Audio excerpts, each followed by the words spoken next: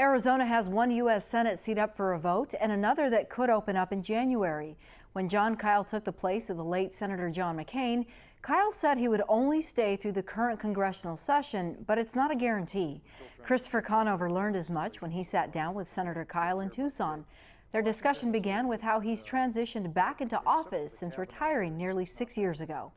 First of all, it feels great to be back in Tucson. I haven't been back here for a while, and it's good to see my old friends here and hear again some of the issues that, for some reason, the issues seem to remain the same. VA still has a problem, still have a problem down on the border, and we're still trying to protect our military installations and the like, which is all good to hear about today. Washington is a little different, but except for the Kavanaugh hearings, it's not that different. And I had spent some time back in Washington after I left the Senate as well. But the Kavanaugh hearings, after the allegations of the impropriety, really turned the place into an environment that was not fun to be in, and I'm sure it wasn't very attractive to be watched. Hopefully that will dissipate over time after the election, and people have time to relax their family and think it over and go home a while. We'll come back in January and work okay. There's also a small lame duck session in November and December to finish up some of the things that need to be done. You mentioned the Kavanaugh hearings, saying they weren't fun, but hopefully those wounds can heal. Some of those wounds looked pretty deep. They are. When the stakes aren't as high, I suspect the emotions won't be as high.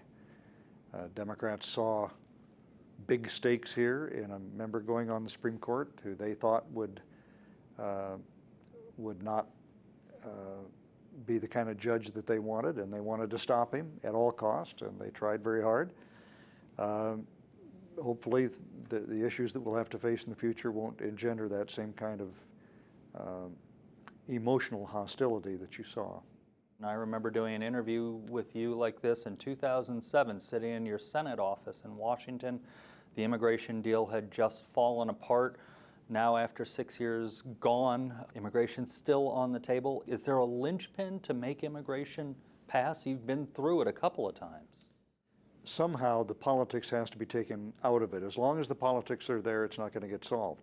We had a solution to the so-called DACA problem. I thought it was a good solution, and then there were subsequent solutions to it. But some people want a political issue rather than a solution, and as long as that's the equation, it's going to be very hard to get anything done. You mentioned a political issue on all these things we've just talked about. Is that the new norm now? It's really a political issue, not solutions that are going on?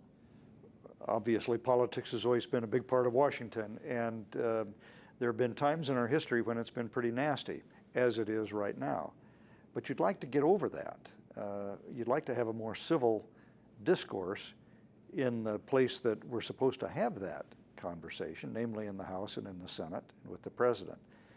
And when the lack of civility impedes the ability of the members to get together and make policy for the good of the country, you have to ask what the causes of that are and what we can do to help.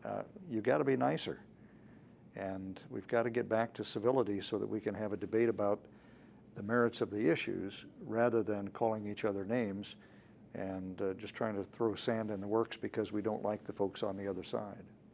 As we wrap this up, you've talked a couple times about things going on in January. When you took this position, you said you'd stay through the end of this legislative session in December. Have you made a decision to stay longer? And what will, if you haven't, what enters into your thought process as you work through that? The answer is no, I haven't made a decision. When I make a decision, I'll talk to the governor about it first because he'll have the obligation of then appointing my successor. And I want to make sure he has plenty of time to give that the thought that he needs. I left the Senate in 2013 after having served in it for 18 years, in addition to 8 years in the House. And there comes a point when you say, I've done enough. There's always more you can do. But if you follow that rule, you never leave. And I think there's a point at which people should probably leave before they have to be hauled out. Some can serve to the end of their career with great distinction. My old colleague John McCain was one. In my case, I have obligations to my family, and I think I've served my time, and it really is time to make way for someone else. And so I'll probably make that decision at some point. Governor Ducey will have the opportunity to appoint somebody to take my place. But I must say I was very honored that he selected me to serve in John's seat. And it's a real privilege to serve the people of Arizona again. As I said, I couldn't wait to get to Tucson just to revisit places and people that I've known for so long, and to do that tomorrow and in the ensuing days in other parts of the state. This is a wonderful state with great people, and it's a lot of fun to just get around and visit with them, and a real honor to be able to serve them in the United States Senate.